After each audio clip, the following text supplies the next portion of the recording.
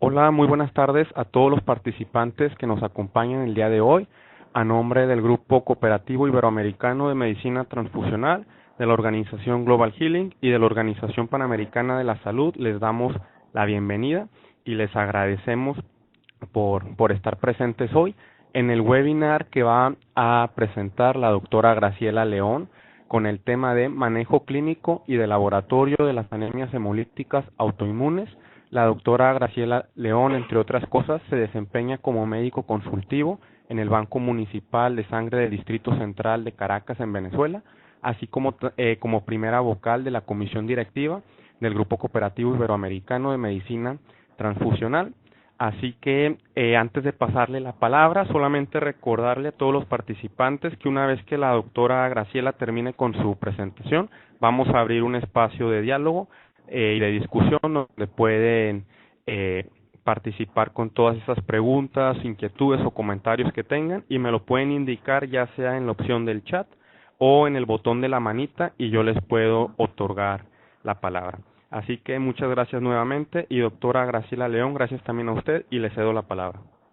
Buenos días, muchas gracias Roberto por tu gentil presentación. Y bueno, antes de iniciar la charla, quiero agradecer en nombre del GCIAN a Global Healing por su extraordinario apoyo y esfuerzo por llevar a cabo este programa de gran impacto en nuestro grupo, también fuera de él, ya que se ha utilizado pues para los residentes y para otro tipo de personal.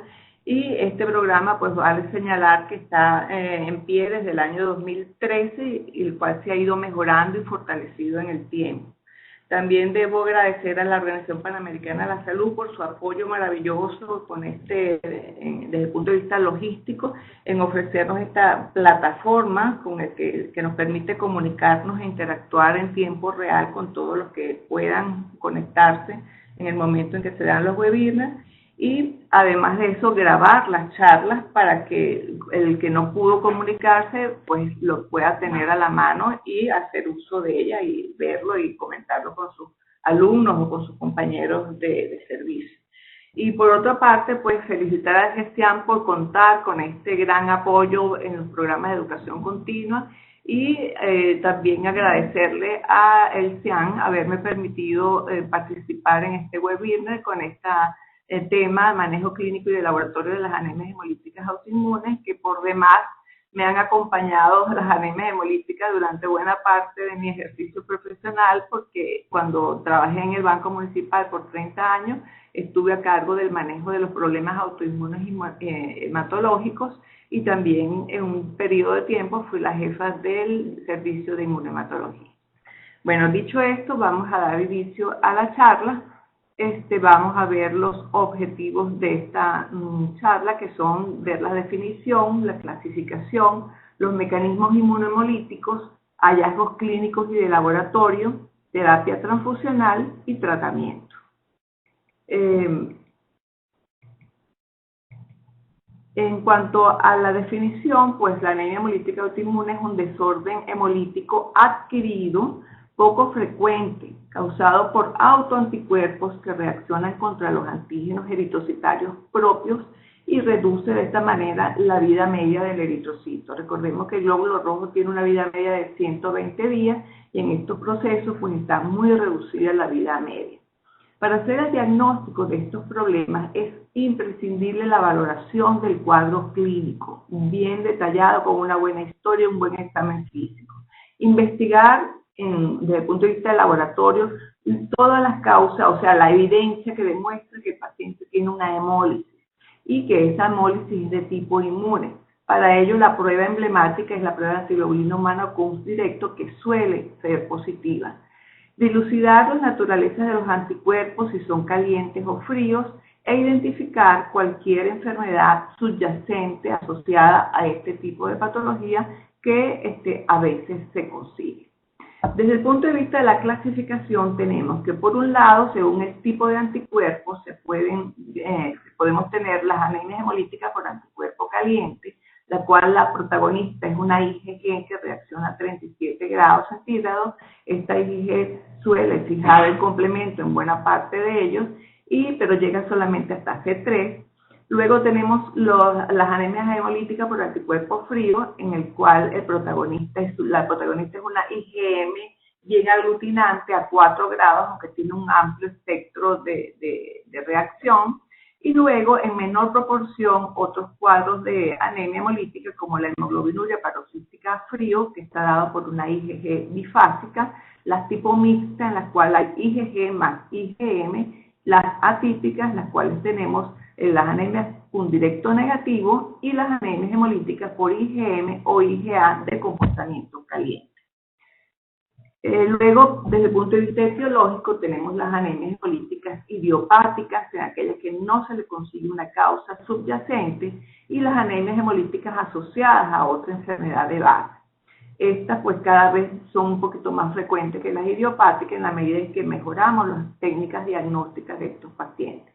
Hay un grupo también que muchos autores lo asocian a las secundarias y otros la tienen como una entidad aparte, que son las anemias hemolíticas inducidas por drogas. No vamos a hablar de ellas en esta charla, simplemente decir que en algunas oportunidades se puede evidenciar anticuerpos identificables relacionados con la droga, y en otros casos pues se comporta como una anemia hemolítica autoinmune idiopática corriente, pero tenemos el antecedente de la droga que ha sido administrada en este paciente y que la ha estado consumiendo. Desde el punto de vista epidemiológico, la incidencia de estos casos va de 1 a 3 por 100.000 habitantes, con una prevalencia de 17 por 100.000 habitantes. La mayor parte de los casos son de anemias por anticuerpo caliente, entre un 70 y 80%, luego de anticuerpo frío, entre un 20 y 30%. En cuanto a la edad de presentación, pues puede verse a lo largo de toda la vida. Sin embargo, es mucho más frecuente en la adultez que en la infancia, y en la adultez es más frecuente después de los 40 años. Cuando se presenta en los niños es por lo general en menos de 5 años. De los casos secundarios, la mayor parte de ellos se deben o están asociados a trastornos linfoproliferativos tipo linfomas, leucemias, gamopatías monoclonales. Luego tenemos los procesos reumáticos como el lupus eritematoso sistémico, la enfermedad mixta del colágeno, la artritis reumatoidea, asociados a infecciones como el VIH, el virus de la hepatitis C, etcétera, bacterias y a hongos en menor proporción, pero se han dado casos, y en muy menor proporción pues, asociados a malignidades no linfoides y asociados a procesos inflamatorios crónicos. Desde el punto de vista de los mecanismos inmunohematológicos, tenemos que en estos casos de anemias hemolíticas autoinmunes por anticuerpo caliente, el mecanismo inmunomolítico predominante, el que existe, es el llamado hemólisis extravascular mediada por células. En estos casos, el macrófago es la célula que va a hacer la hemólisis, porque va a reconocer a través de su membrana por el receptor FC las inmunoglobulinas que están cubriendo el glóbulo rojo, una vez que ellas pasan por los sinusoides esplénicos, que es el sitio por donde va a surtir mayor efecto este procedimiento. Bueno, no sé por qué no camina la animación, no sé si allá camina. Esto es vemos el macrófago que va a fagocitar a este glóbulo rojo sensibilizado, y puede haber primero un mordisco de la membrana solamente y transforma ese eritrocito bicóncavo en esferocito, o puede hacer la deglución completa, que es lo que se denomina la fagocitosis. Pero también existe el mecanismo de citotoxicidad mediada por anticuerpos, en el cual el macrófago reconoce al glóbulo rojo sensibilizado y descarga sobre la membrana lisocimas, perforinas, y lo destruye. Y este sería un mecanismo extravascular, pero también extracelular, de manera que se libera un poco de hemoglobina libre en el torrente circulatorio, y eso nos explica por qué los niveles de aptoglobina pueden estar disminuidos en estos pacientes. En estos casos de anemia hemolítica por anticuerpos calientes, donde la IgG es la protagonista, como decimos, también puede haber fijación de fracciones del complemento que llegan hasta C3, C3b y luego C3d. Cuando está el C3b pegado a la membrana del glóbulo rojo, se produce una especie de opsonización y estos glóbulos rojos también se dirigen al hígado, donde hay receptores en las células de Kupffer para esa fracción C3b y por lo tanto la fagocitosis también se produce a nivel hepático. Luego tenemos el mecanismo de la hemólisis aguda intravascular mediada por complemento. Este mecanismo es menos común, es el que se ve en las anemias hemolíticas por anticuerpos fríos mediado por la IgM aglutinante, en la cual cuando pasa por el glóbulo rojo se pone en contacto con esta inmunoglobulina en las zonas distales del organismo, que en temperaturas frías ambientales, se produce una activación del complemento, pero allí sí hasta C9, y se libera entonces la hemoglobina al torrente circulatorio. Se produce entonces una hemoglobinemia y una hemoglobinuria. Entonces esto es lo que se ve en las anemias hemolíticas por antiglobulina fría o la enfermedad por anticuerpos fríos, y también se puede ver el mecanismo de hemólisis intravascular en la hemoglobinuria paroxística a frío con una hemoglobina bifásica que luego veremos. En cuanto a los hallazgos clínicos de estos pacientes, pues pueden presentarse con síntomas insidiosos, síntomas de anemia, cansancio, decaimiento, falta de atención, cefalea, taquicardia, y al examen físico pues lo vamos a observar pálido y con cierto tinte histérico. Pero ocasionalmente estos pacientes pueden llegarnos a la emergencia con cuadros muy agudos, con gran toque del estado general, una gran descompensación de su hemodinamia, y pueden llegar a tener riesgo a fallo cardíaco, especialmente en ancianos donde tienen otras comorbilidades y los mecanismos de compensación de la anemia pues no están tan bien como en las personas más jóvenes. Es esencial en la historia clínica que se haga un detallado recuento de toda su historia y de su examen físico. Es importante la edad y el sexo, descartar la presencia de otras causas de anemia, graduar la severidad de la anemia, la severidad de la progresión de la anemia, la presencia de comorbilidades, y es importante también tener la historia de embarazos previos o transfusiones, sobre todo si el paciente va a requerir transfusiones para su mejoría. Y en el caso de que tengan transfusiones, ver la fecha de la última transfusión. También es importante recoger el antecedente de la ingestión de drogas, por aquello de la inducción por drogas, y causas secundarias que vamos a ir recogiendo también a lo largo de la historia clínica. En el examen físico debemos de descartar la presencia de esplenomegalia, que a veces se puede detectar en estos pacientes, pero por lo general es una esplenomegalia pequeña en las anemias idiopáticas, y cuando detectamos una esplenomegalia más marcada y si también hay adenomegalia, pues debemos de enfocarnos hacia la posibilidad de un trastorno linfoproliferativo. Ahí se están pasando muy rápido.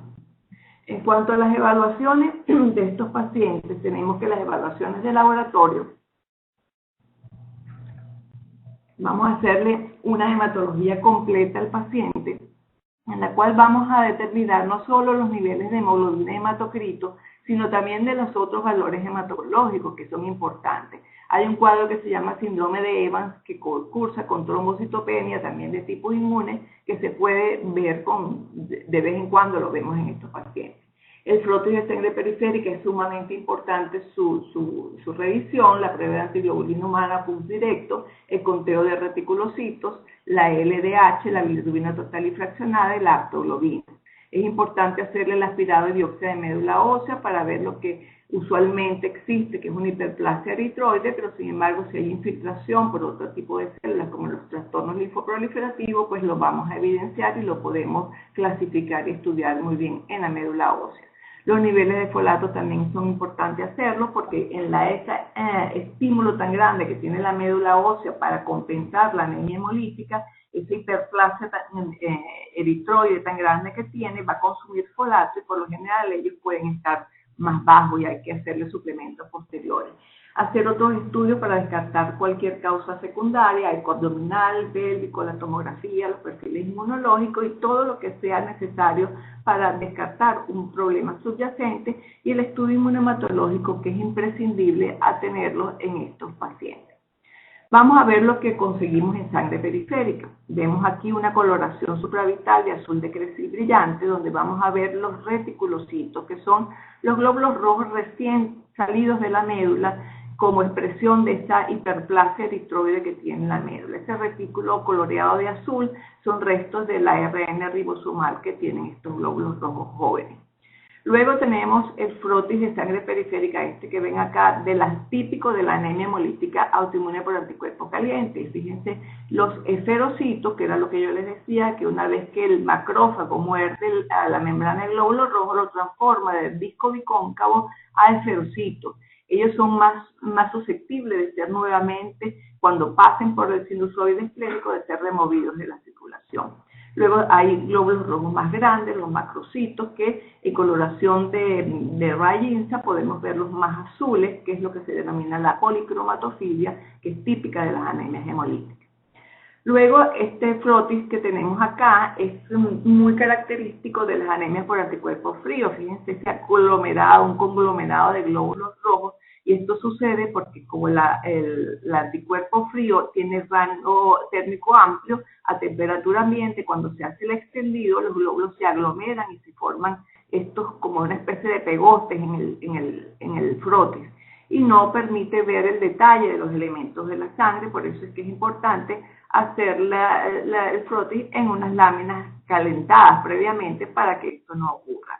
Luego tenemos este frotis que es mucho más raro verlo, donde observamos estos segmentados que tienen en su interior glóbulos rojos. Esto es lo que se llama una eritrofagocitosis por los segmentados o por los macrófagos.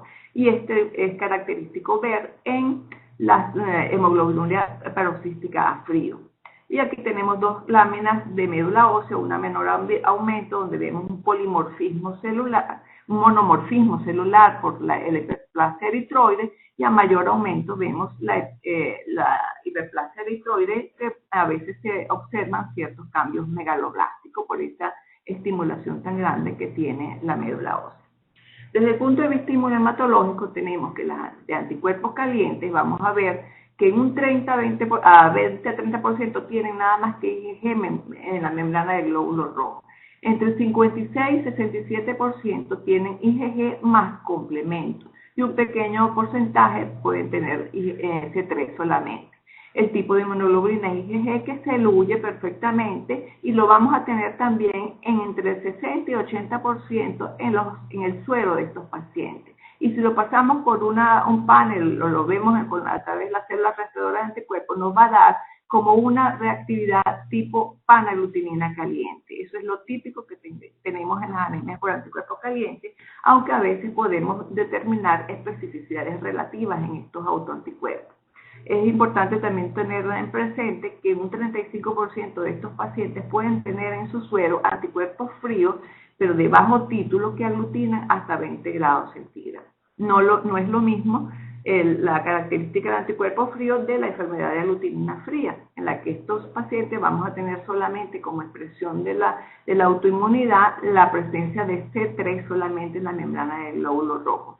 Es una IgM aglutinante de alto título, mayor de 1 en 1000, en un 60% de los casos, y reactiva a 4 grados, aunque la podemos determinar reactividad también a los 30 grados. Usualmente la especificidad es anti-I. Hay la anemia mixta, que tiene tanto IgG como IgM, y en la membrana vamos a conseguir IgG más complemento o complemento solo, y en el suero pues vamos a conseguir tanto IgG como IgM aglutinante. Y la hemoglobina paroxística frío, donde solamente vamos a tener T3 en la membrana, pero en el suero vamos a conseguir esta IgG bifásica, que nos va a dar positiva la test de Donald-Steiner, y la especificidad es anti-PEN.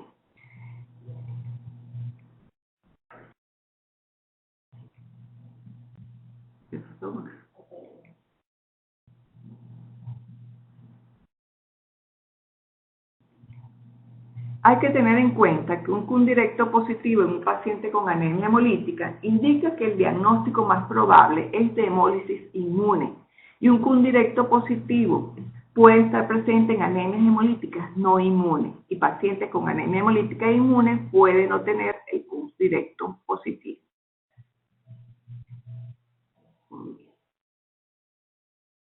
Me pasa. Ajá. Entonces vamos ahora a ver el estudio de la anemia hemolítica autoinmune. Vamos a pensar de que es un paciente que nos está llegando a la consulta que no requiere de un estudio, de una transfusión de emergencia. Entonces vamos a estudiarlo completamente, primero los eritrocitos, luego el suero. ¿Y qué le vamos a hacer a este paciente? Pues vamos a tomarle, para hacerle el tipiaje ABO-RH, en el caso de que nos dé como un ARH, un ABRH positivo, debemos tener un control negativo con albúmina del 6% para detectar que no haya falsas reacciones positivas que pudieran presentarse. Vamos a hacer la prueba de antiglobulina humana con reactivos poliespecíficos y también con reactivos monoespecíficos de tipo anti-IgG, anti-C3b y C3d. Si tenemos en nuestro laboratorio la posibilidad de detectar anti-IgM y anti-IgA, dependiendo de cómo nos vayan dando las pruebas, pues maravilloso, pues completaríamos mucho más el estudio.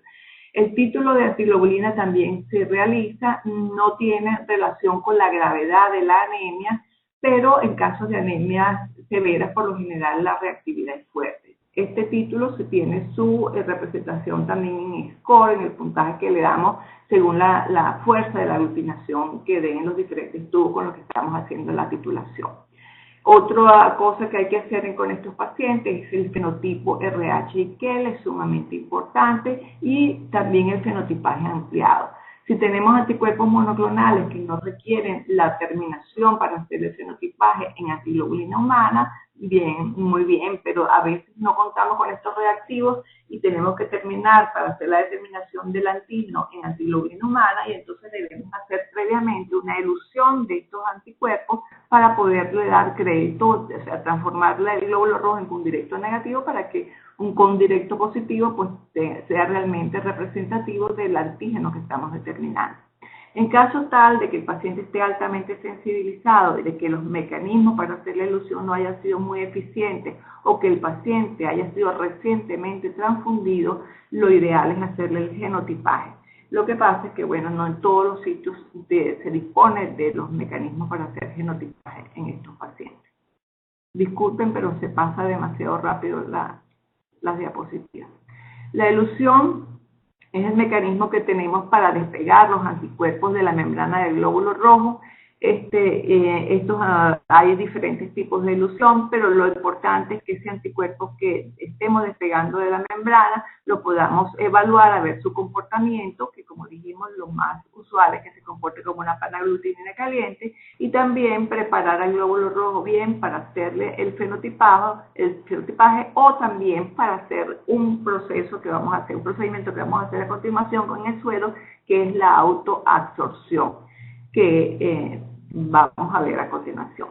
Entonces, en el suero tenemos que entre el 60 y 80% de los pacientes van a tener anticuerpos que están reaccionando con las células rastreadoras de anticuerpos. Debemos de investigar si en esa reactividad hay aloanticuerpos ocultos, que es lo más importante desde el punto de vista transfusional, para evitar producirle al paciente una reacción hemolítica transfusional, además asociada a la hemólisis que está presentando. En este estudio del suero, entonces vamos a hacer una serie de investigaciones para tratar de dilucidar si hay solamente autoanticuerpos o hay una mezcla de auto o aloanticuerpos. Decíamos al principio que es importante la historia de transfusiones anteriores o las historias de embarazo para poder tener de una primera línea pues que el paciente tuviera la posibilidad de estar sensibilizado o no. Si no ha tenido estos antecedentes de transfusiones anteriores o de embarazo, pues ya estamos partiendo de que no tiene por qué estar alosensibilizado. Ahora, si tiene estos antecedentes, debemos de proseguir en el estudio del suero. Y para ello, entonces, vamos a hacer la autoabsorción, y si no podemos hacer la autoabsorción, pues la absorción diferencial para desenmascarar los posibles aloanticuerpos. Entonces, en el proceso de autoabsorción vamos a utilizar las propias células del paciente y debemos entonces, en primer lugar, eliminar esa carga de anticuerpos que está fijada a la membrana del glóbulo rojo. Para ello se utiliza el SAP o el método de ácido glicina EDTA, con el cual pues nos permite eludir bastante eficientemente los anticuerpos. Estos son técnicas o estos son procedimientos laboriosos que tardan más o menos entre 45 y 60 minutos, de manera que estudiar un paciente pues se toma su tiempo. Hay otras técnicas que es el polietilenglicol, el cual no necesita elusión ni tratamiento enzimático previo, que dura apenas 15 minutos, pero con esta técnica, si bien ha dado muy buenos resultados a los laboratorios que lo utilizan, no tenemos la posibilidad de preparar el glóbulo rojo para hacer el fenotipaje, si eso lo vamos a realizar con reactivos que utilicen la antiglobulina humana indirecta. Si el paciente ha sido transfundido recientemente o el paquete globular es muy pequeño porque la anemia sea severa, no vamos a poder hacer procedimientos de autoabsorción, entonces tenemos que hacer las aloabsorciones. Aloabsorciones diferenciales con células conocidas, de fenotipos conocidos, R1, R1, R pequeño o R2, R2, para garantizar la homocigosidad de los antígenos del RH y luego haciendo combinaciones de los otros antígenos para absorber uno y dejar libres otros y así ir definiendo lo que el paciente pueda tener. Estos procedimientos, como les digo, toman su tiempo. Esto sería lo que sucede. Vamos a suponer que tuviéramos un paciente que no tiene a los anticuerpos. Tenemos una muestra de sangre total y fíjense en este tubo tenemos los glóbulos rojos con estos puntitos azules, serían los autoanticuerpos. Los sometemos a un eluido y tenemos en el otro tubo el eluido con los autoanticuerpos que han sido despegados de los glóbulos rojos. Por otro lado, tenemos un tubito con el plasma o el suero de estos pacientes con los autoanticuerpos que en un 60-80% pueden estar. Si estas dos, el eluido y el plasma, lo pasamos a través de los rastreadores de anticuerpos, ¿qué vamos a obtener? Una aglutinación fuerte que por lo general corresponde a una panaglutinación. Si pasamos estos dos, el eluido y el plasma, por un panel de células, pues vamos a tener también una reacción fuerte con todas las células del panel y esto pues el comportamiento de una panaglutinina caliente y el autocontrol está negativo. Esto es lo que usualmente sucede, pero si nosotros vemos estas reacciones no podemos discernir en caso de que el paciente tenga antecedentes o posibilidad de estar alosensibilizado, si aquí hay mezclado también aloanticuerpos ocultos. Sí, tenemos este otro ejemplo donde aquí hay autoanticuerpos que son los azules y estos rojitos serían aloanticuerpos, suponiendo que el aloanticuerpo sea de especificidad anti-KIT A. Si utilizamos glóbulos rojos KIT A positivos para hacer la absorción, estamos hablando aquí de una aloabsorción, aquí ¿qué pasaría? Se nos absorbería el autoanticuerpo, los autoanticuerpos más los aloanticuerpos de especificidad anti-KIT A. Pero si utilizamos glóbulos rojos que son KIT A negativos, solamente estaríamos absorbiendo los autoanticuerpos y quedarían libres en el suero los aloanticuerpos de especificidad anti-KIT A. Bueno, esa es la filosofía de hacer las aloabsorciones diferenciales. Suponiendo pues que vamos a continuar con este caso, utilizamos estas células que son KIT A negativos, vamos a hacer varios procedimientos de absorción, porque con uno solo por lo general no es suficiente. Mínimo 2, se pueden hacer 3, 4 y hasta 5 procedimientos. Fíjense que en esta primera absorción hay menos autoanticuerpos, en esta otra hay menos todavía y en esta nos quedan solamente los aloanticuerpos. Que una vez que lo pasamos por el panel, pues entonces vamos a definir con tranquilidad cuál es la especificidad del aloanticuerpo que tiene oculto en este paciente. Aquí tenemos pues las diferentes células con las que podemos hacer aloabsorciones diferenciales. Tenemos las R1, R1, R2, R2, R pequeño, y hacemos juego con los otros antígenos procurando que estén en forma homocigota para el S chiquito, S grande, KIT A, TUFI A, KIT B, TUFI B, y así vamos, dependiendo de lo que tenga el paciente, vamos a tener la posibilidad de dejar libre en el suero estos anticuerpos que ustedes ven en la segunda parte de la tabla, según lo que pudiera tener si el paciente está alosensibilizado. Estas células con las que se le hacen la aloabsorción pueden ser no tratadas con enzimas o pueden tratarse con enzimas. Cuando se tratan con enzimas, pues tener en cuenta de que las enzimas pueden afectar, desnaturalizan los antígenos del sistema MNS y del sistema Duffield. Hay otra posibilidad de tener una célula que sea del mismo fenotipo que el paciente. Si tenemos esa posibilidad, pues magnífico, porque se nos va a comportar como si estuviéramos haciendo una autoabsorción. Lo único, pues, que vamos a perder la detección de anticuerpos contra antígenos de alta frecuencia, pero nos ahorra mucho el tiempo, pues, de estar utilizando tantas células si tuviéramos esa posibilidad de tener una célula del mismo fenotipo que el paciente. Vamos ahora entonces a entrar a la transfusión. Es importante tener claro que el objetivo de la transfusión es mantener la oxigenación tisular hasta que los medicamentos logren su efecto en reducir y controlar la hemólisis. No es el tratamiento definitivo. Y por eso en estos pacientes es importante hacer el diagnóstico rápido y poner el tratamiento médico precozmente para que el medicamento vaya frenando todo lo más posible la hemólisis, y la transfusión pues ayudarnos durante ese tiempo a que el paciente logre poder controlar este proceso. Hay que evitar las transfusiones innecesarias en pacientes que no requieren transfusión, pues no, porque ellos tienen una alta posibilidad de alosensibilización. Ellos son altamente respondedores. No retardar la transfusión si hay indicación y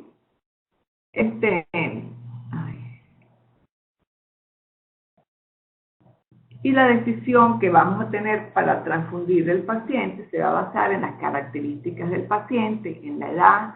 Si son más viejitos, son más difíciles para compensar su estado hemolítico y su anemia, las comorbilidades que pueda tener, la severidad en la anemia, si fue rápidamente progresiva o fue de instalación insidiosa, subaguda, los hallazgos clínicos, si tiene el paciente un coro anémico, una insuficiencia respiratoria, una isquemia cardíaca, una isquemia cerebral.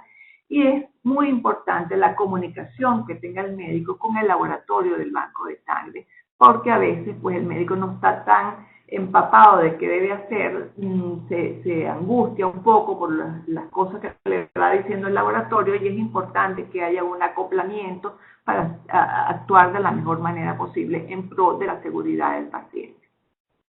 Este estudio de Barcelini y colaboradores, ellos evaluaron 308 pacientes, los agruparon según el tipo de anemia, en calientes, frías, mixtas y atípicas. Fíjense que la gran mayoría de los pacientes tenían más de 6 gramos de hemoglobina al momento de su ingreso. Fueron pocos los que tenían menos de 6 gramos, o sea que por los niveles de hemoglobina, pues esos serían los que estarían más propensos a recibir transfusión. De estos 308 pacientes, 115, o sea, el 37%, fueron transfundidos, y 33% no alcanzaron lo que se denomina eficacia transfusional, que es la estabilidad del gramo de hemoglobina que sube un concentrado de glóbulos rojos, y que este gramo de hemoglobina permanezca durante 2 o 3 días. Entonces, 33% no alcanzó esta eficacia transfusional, y 43% de los pacientes, que eran los que tenían anemias más severas, no respondieron a la transfusión. Esto pues avala lo que les acabo de decir, que es importante ponerle a la transfusión en el paciente que está muy descompensado hemodinámicamente, pero también abordarlo desde el punto de vista terapéutico para que vaya frenándose la hemólisis, que es lo más importante. Si el paciente requiere transfusión de emergencia, y ya lo hemos estudiado con anticipación, sabemos si tiene anticuerpos o si no los tiene, y hace una crisis en el curso de su enfermedad y requiere transfusión de emergencia, pues obviamente vamos a transfundirlo con glóbulos rojos leucorreducidos ABO y RH compatibles, de igual fenotipo RH y KER. Si podemos tomar en cuenta el fenotipo extendido del paciente, pues bien; si no, por lo menos que sean compatibles para el fenotipo, que sean de igual fenotipo RH y KER, y negativo para él o los haloanticuerpos en caso de que hayamos detectado presencia de haloanticuerpos en la evaluación previa que le hemos hecho. Es importante tener en cuenta que si el paciente está presentando una hemólisis intravascular significativa, la transfusión excesiva puede condicionar daño hepático, porque los glóbulos rojos que se transfunden van a tener el mismo destino que los propios glóbulos rojos del paciente. Ellos van a tener una vida media corta. Entonces pueden acelerar o exacerbar la hemólisis intravascular y agravar la inflamación sistémica. La dosis que se utiliza en estos pacientes es un glóbulo rojo para adultos, un concentrado de glóbulos rojos y 10 mililitros por kilogramo para los niños. Después que se transfunde, hay que evaluar al paciente, a ver si con esta sola transfusión es suficiente o si va a requerir más. A veces con una sola es suficiente, pero hay casos que requieren 2, 3, hasta 4 y 5 unidades porque son hemólisis severas. Si el paciente acude a emergencia y no es conocido, ni siquiera el médico que está en la emergencia lo está atendiendo y ve que es un paciente que está en malas condiciones, que tiene descompensación hemodinámica, quizás el que le va a dar el diagnóstico el paciente va a ser el propio banco de sangre. Cuando él vaya a solicitar transfusión al banco de sangre, seguro que el técnico le va a reportar que no consigue sangre compatible y es justamente porque el paciente tiene las panagglutininas calientes que impide obtener sangre compatible. Esta información cuando le llega al médico pues puede generar cierta angustia en el paciente, en el médico, porque muchas veces son los residentes los que reciben estos pacientes en las emergencias y a lo mejor no tiene la experiencia ni el conocimiento en relación a cómo actuar en estos casos. Por eso es tan importante la comunicación con los especialistas y con el laboratorio de banco de sangre.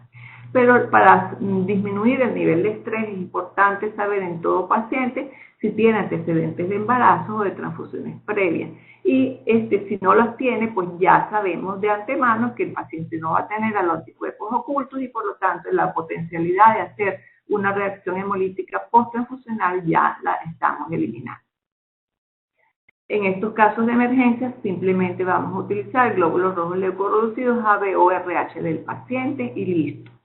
Si no ha sido transfundido recientemente, procurar, si hay tiempo y si hay las posibilidades, que sean de igual fenotipo RH y KIT. Si se puede, que sean DUFI kit A negativo, pues maravilloso. Debemos monitorear siempre la transfusión, teniendo, pues, como ya les he dicho, si no hay riesgo de reacción post-transfusional porque no hay antecedentes, pues estamos más tranquilos, pero igual debemos de monitorear esta transfusión en el paciente. Está lo que se llama la prueba cruzada en vivo. Esto se ha dicho en los textos, siempre se menciona la prueba cruzada en vivo. En los últimos reportes, en las revisiones que han salido en los últimos años, pues no le están dando tanto valor porque dice que a través de la historia esta prueba cruzada en vivo no ha logrado mayores cosas y que es muy difícil que se pueda retirar una transfusión en un paciente porque esté dando positiva la prueba cruzada en vivo. En la institución donde trabaja en el Banco Municipal de Sangre, que es una institución docente, se sigue haciendo porque es importante que el residente se compenetre con este tipo de casos, entienda la fisiopatología y es bueno que haya alguien que esté presto a prestarle cualquier servicio al paciente que si lo requiere. Igualmente la menos incompatible, bueno, eso también, eso tampoco está no es muy científico que digamos, porque lo importante es que sea compatible para los anticuerpos. Es muy difícil que vayamos a conseguir compatibilidad para los autoanticuerpos. ¿Qué se recomienda también? Si el paciente no lo conocemos, si está en franca emergencia, lo tenemos que transfundir, bueno, tomar una muestra pretransfusión y comenzar la transfusión en el paciente y en forma paralela el laboratorio de inmunohematología va haciendo los estudios pertinentes. Y de esa manera pues vamos a ver cuáles son las características del paciente. Desde el punto de vista del tratamiento, es increíble que estando en pleno siglo XXI, a la época en que estamos, todavía el tratamiento de estos pacientes sea más en base a la experiencia que en base a la evidencia. No se disponen de estudios aleatorios, casi todos son estudios pequeños de grupos de pacientes que son evaluados por un grupo médico. Son muchos de ellos estudios retrospectivos y fíjense que ni siquiera hay consenso para la definición de remisión completa o remisión parcial, así como de refractariedad. Uno lee estos trabajos y los autores definen lo que para ellos es una remisión completa, remisión parcial o refractariedad.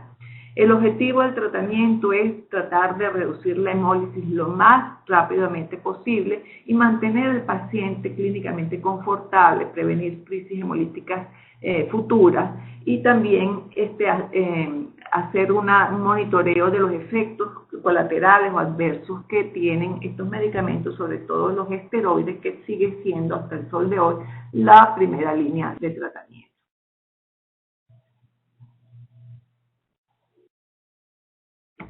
En pacientes que llegan con una crisis muy severa, pues debemos utilizar la metilprednisolona en bolus, por lo general se dan 3 días, y comenzar luego con la prednisona a 1 miligramo por kilo por día.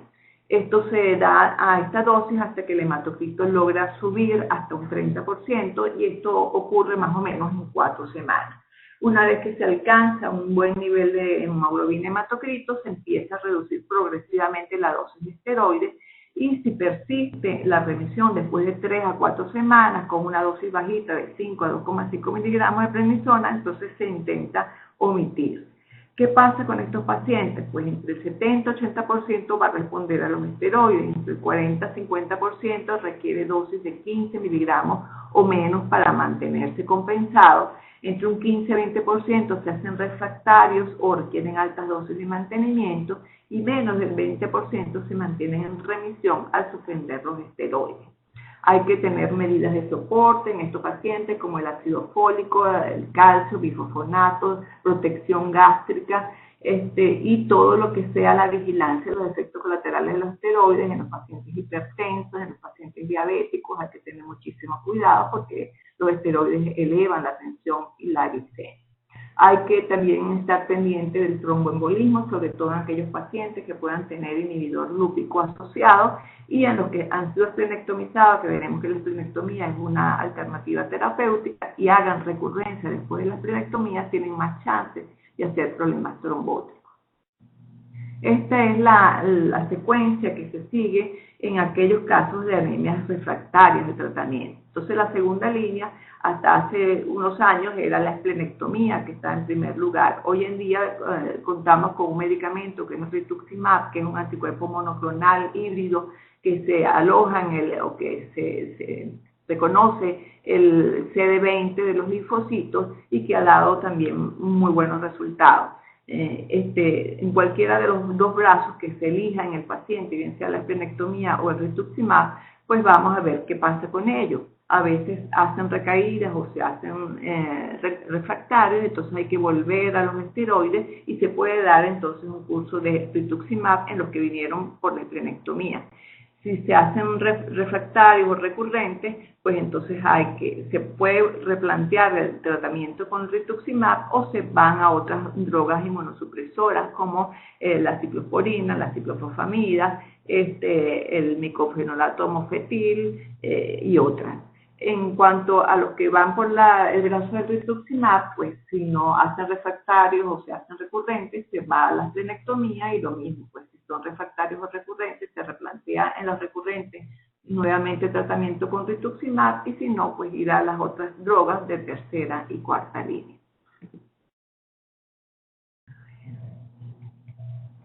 Este trabajo de Rumier y colaboradores es un trabajo bastante completo de American Journal of Hematology, donde ellos revisaron 60 pacientes que los siguieron por 10 años, y en su casuística, pues el 38,3% fue de casos primarios o idiopáticos, y el 61% tenían enfermedad de base, eran secundarios, de los cuales en primer lugar están los linfomas de células B, luego las enfermedades autoinmunes, y luego desórdenes linfoproliferativos inclasificables que cada vez se hacen más frecuentes, porque en estos pacientes, al hacerle la médula ósea, se ve que hay una infiltración de células linfoides que muchas veces, haciéndole la evaluación por citometría del flujo, no llegan a tener los parámetros de los trastornos linfoproliferativos conocidos y bien clasificados, igual en sangre periférica, y entonces se agrupan en esto de linfoproliferativos inclasificables, pero se agrupan en las anemias secundarias, porque no estamos aquí hablando de primarias, porque hay algo más que nos está afectando, que en ese momento pues no está bien definido. En este grupo de pacientes, 65% recibieron transfusiones, al menos en el momento del diagnóstico, y con un promedio de 4 unidades. Y en el total del seguimiento, 10 unidades de glóbulos rojos. Y en ninguno se observó efectos adversos a la transfusión. Este es el esquema que ellos siguieron en sus pacientes, 58 con esteroides, el 93%, y 2 pacientes alcanzaron remisión sin tratamiento. De ellos hubo refractariedad en el 13%, 87 alcanzaron remisión completa o remisión parcial, y de estos pues tuvieron que llegar a las drogas de segunda línea o a los tratamientos de segunda línea en un 58%, y de ellos llegaron, unos fueron tratados con rituximab, otros con esplenectomía, y el 24% llegó a los de tercera línea y el 13% a los de cuarta línea. Luego del otro lado tenemos que el 42% tuvo respuesta por largo tiempo solamente con esteroides. Y ya al momento de hacer el corte de este seguimiento, que fue a los 10 años, encontraron que en remisión completa, sin tratamiento, estaba el 44% de los pacientes, en remisión parcial o remisión completa con esteroides el 25% y con enfermedad activa en el 31%.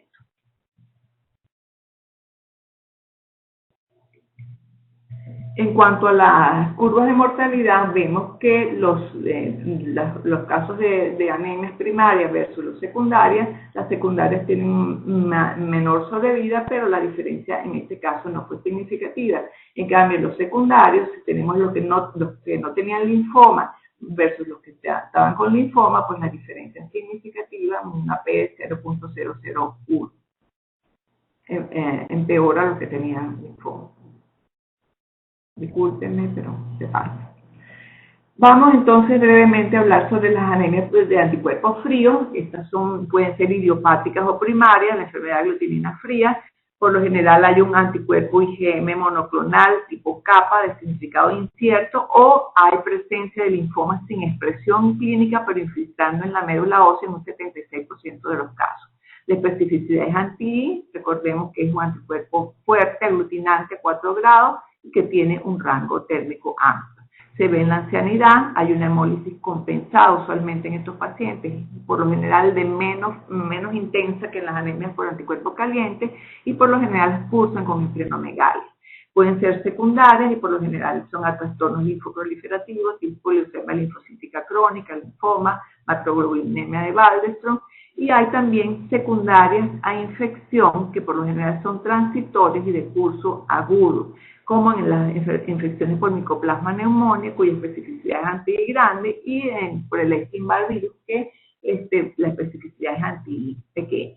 Estos pacientes, cuando están sometidos a temperaturas bajas, pueden presentar acroceanosis, y en esos sitios del organismo, del cuerpo humano, que están distales, cuando están en presencia de temperaturas bajas, pues se produce entonces la activación del complemento hasta C9, y es lo que genera la hemoglobinuria y la hemoglobinemia.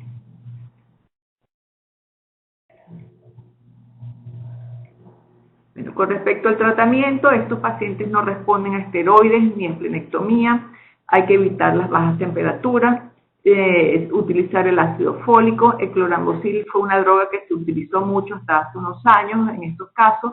Hoy en día pues se usa el rituximab porque la mayoría responde, al menos con una remisión parcial. La plasmaféresis también se ha utilizado en estos casos porque es una IgM intravascular que puede ser bien extraída por procedimientos de plasmaféresis. También está el eculizumab y el bortezomib en casos de refractariedad, y en los casos secundarios al linfoma, pues tratarlos con la quimioterapia que les corresponde.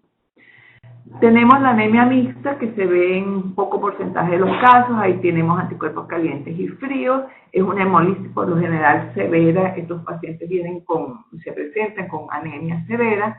Pueden ser idiopáticas o secundarias también. Y la particularidad de ellos es que, aunque se expresan tanto clínica como laboratoriamente, como de laboratorio con la presencia de anticuerpos calientes y fríos, responden a esteroides.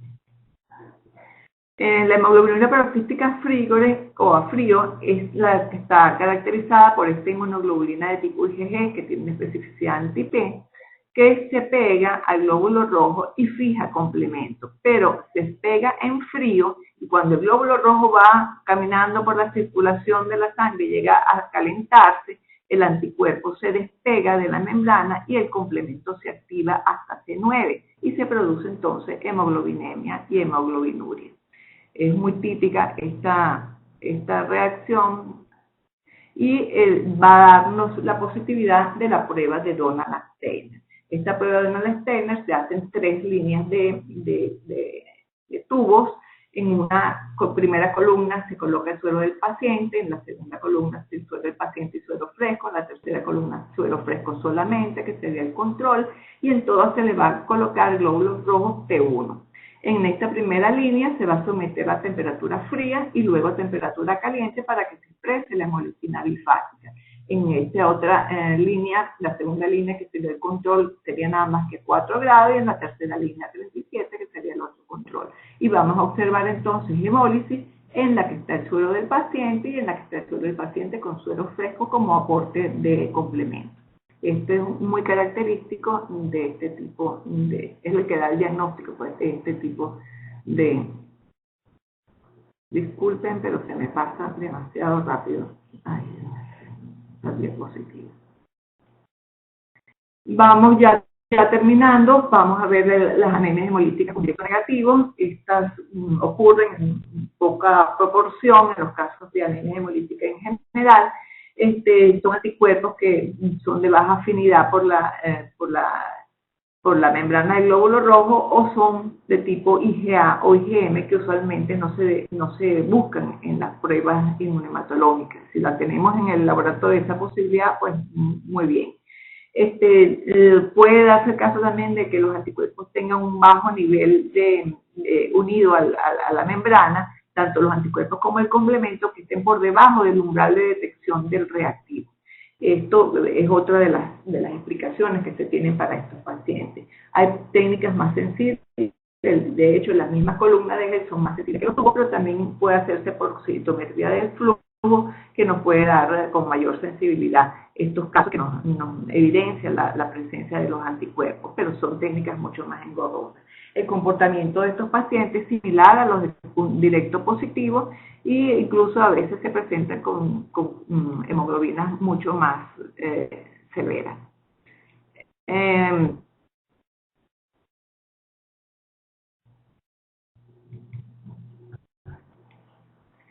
Y por último, el CUM directo positivo sin hemólisis. Del 1 al 15% de los pacientes hospitalizados y entre el 1 a 1000 a 1 en 14.000 de los donantes tiene el CUM directo positivo.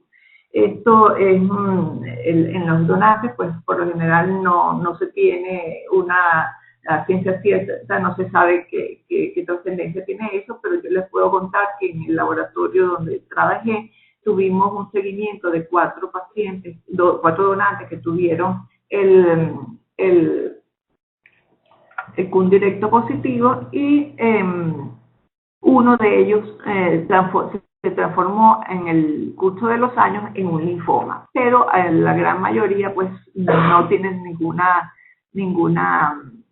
trascendencia en ese sentido. Hay una variedad de enfermedades asociadas con aumento policlonal de la IgG, como enfermedad hepática, enfermedad del tejido conectivo, enfermedad crónica y malignidad. También en anemias drepanocíticas y talasemias puede darse el caso de que haya un CUM directo positivo y no tenga ninguna repercusión desde el punto de vista hemolítico.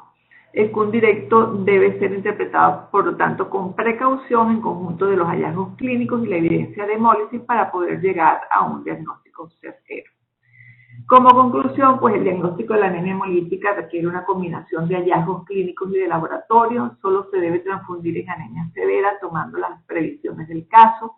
La transfusión es un tratamiento transitorio, pero es importante iniciar precozmente el tratamiento médico. Importante también la estrecha comunicación del clínico con el laboratorio de banco de sangre y con el especialista para que rápidamente tome las riendas de estos casos y se debe excluir la presencia de los anticuerpos enmascarados y ocultos para tener una transfusión sin riesgo. En ausencia de embarazo y transfusiones previas, pues no existe el riesgo de alosensibilización. ya con esto termino. Aquí les dejo bibliografía recomendada para los que estén interesados en el tema. Y bueno, pues me despido con una fotografía de Caracas, un valle que está rodeado por un cerro mágico que se llama el Cerro del Ávila. Y bueno, por su atención, muchísimas gracias. Y si tienen alguna pregunta, con muchísimo gusto la responderé. Gracias. Muchas gracias, doctora Graciela, por esta valiosa presentación y también por compartirnos esta última foto muy bonita. Y si, como usted acaba de mencionar, abrimos ahora el espacio para preguntas, para comentarios, así que le recuerdo a los participantes que la pueden escribir aquí en la opción del chat o pueden indicarlo con el botón de la manita y yo les voy a ceder la palabra. Así que con toda confianza, cualquier pregunta o comentario, este es el momento.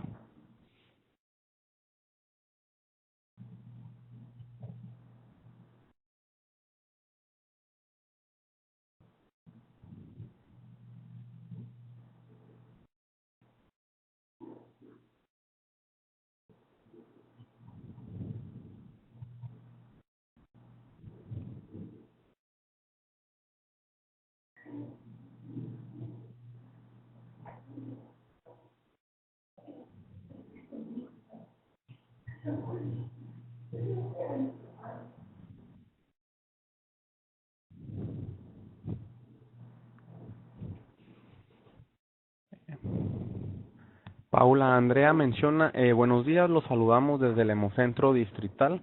Gracias, Paula.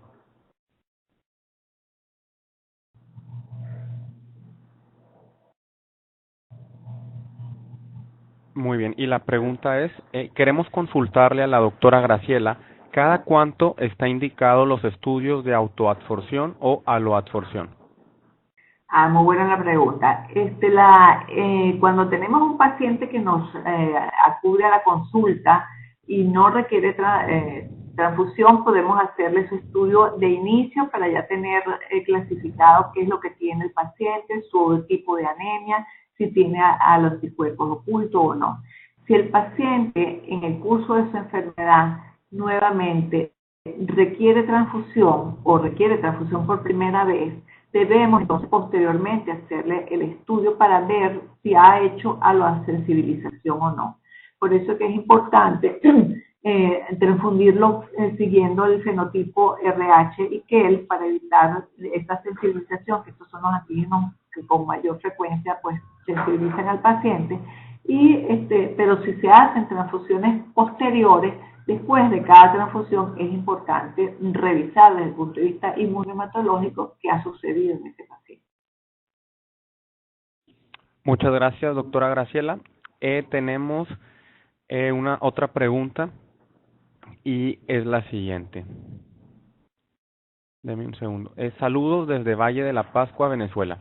Excelente presentación, como de costumbre de la doctora León. ¿Puede comentar si tiene experiencia con IgIV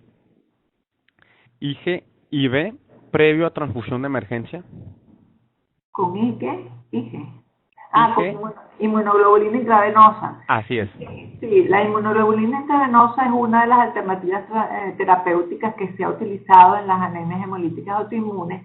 Sin embargo, la respuesta no siempre es buena.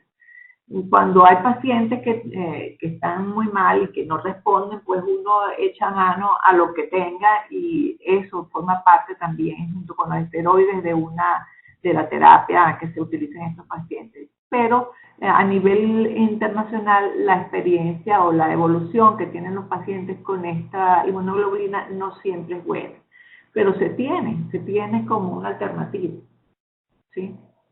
Muy bien, muchas gracias, doctora Graciela. Desde Costa Rica, Gisele Valverde le manda muchos saludos. Muy bien, tenemos aquí otras preguntas. Milton Larrondo menciona que felicitaciones para Graciela y que va a escuchar la presentación nuevamente ya que esté la grabación lista. Claudia Ramírez nos pregunta, ¿qué hacer cuando hay una concentración alta de autoanticuerpos con una concentración baja de aloanticuerpos? Bueno, cuando hay una concentración alta de autoanticuerpos, hay que hacer los procedimientos de elusión para tratar de eliminar del glóbulo rojo y poder proceder posteriormente a hacer las absorciones o las autoabsorciones. Ahora, si estamos hablando de suero y tenemos una alta concentración de autoanticuerpos con una baja concentración de aloanticuerpos, pues tenemos que tratar en lo posible de reducir esos autoanticuerpos, y por eso es que los procedimientos de autoabsorción o de aloabsorción diferencial son muchos los que hay que hacer. No es uno solo, no son dos, a veces son 4, 5, para poder retirar toda esa carga de autoanticuerpos y que nos vayan quedando solamente los aloanticuerpos libres. Esos son procedimientos laboriosos, toman su tiempo, pero bueno, esa es la única manera de hacerlo para poder evidenciar la presencia de los aloanticuerpos. Hay algunas, ¿cómo se llama?, recomendaciones, que si diluir el suero, pero esas al menos a mí no me gusta porque no van en forma precisa y más bien pueden hacer darnos evidencias que no son reales. A mí me gusta más que se haga una absorción completa de los autoanticuerpos y que nos queden los aloanticuerpos que podamos determinar de una manera completa y clara cuando lo pasemos por un panel. Esta es la orientación que yo les doy. Muchas gracias, doctora Graciela. Clotilde Estrada la felicita por la presentación y dice que las diapositivas excelentes. Gracias, Clotilde. Muy bien. Por parte del Instituto Licón, tienen la siguiente pregunta. En su experiencia, ¿con qué frecuencia se utilizan las técnicas de la genotipificación y se aplican para todas las AHA? La genotipificación es una herramienta muy buena para este tipo de pacientes, tanto para los que son politransfundidos que están altamente alosensibilizados, como para las anemias hemolíticas autoinmunes que a veces no es fácil hacer una buena elusión. Son mecanismos muy importantes.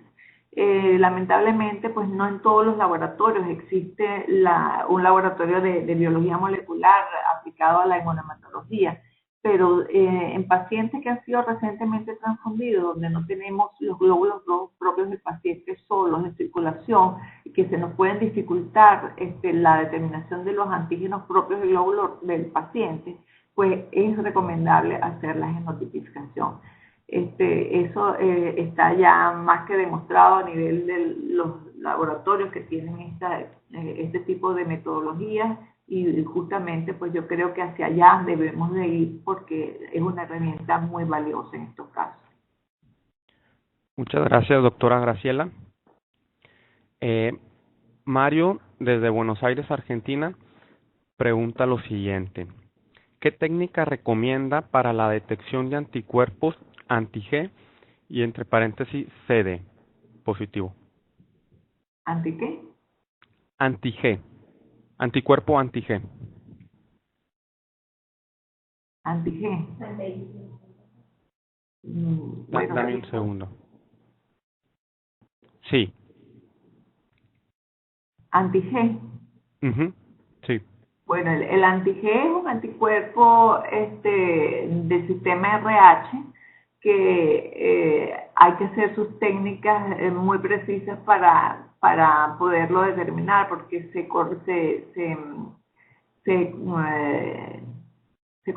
comporta como un D más C, parecido a un C más D, pero es un anti-CD, es un anti-G. Y eso hay que hacer absorciones, pero ya no sé hasta qué punto sea tan frecuente las anemias hemolíticas autoinmunes, pero habría que hacer absorciones con células que puedan detectar la presencia de ese antígeno G, como serían las R', que no son células tan fáciles, o las R0R, para hacer esa discriminación de que sea un anticuerpo G, o sea, que reacciona como un anti-G, como anti-D más un anti-C, y no como ambos anticuerpos separados. Eso, por lo general, es importante en las mujeres embarazadas que sean RH negativo y que tengan un anti-G, porque es necesario para la prevención con la inmunoglobulina anti-D tener la precisión de si es un anti-G o si es un D más C. Pero, bueno, para eso lo que se utilizan son esas células, pues las R0R o las R', que son, las R' son un poquito más difíciles de conseguir por la poca frecuencia en la población. No sé si es a eso que se refiere la persona que está haciendo la pregunta. Así, muchas gracias. Ahorita sí vuelve aquí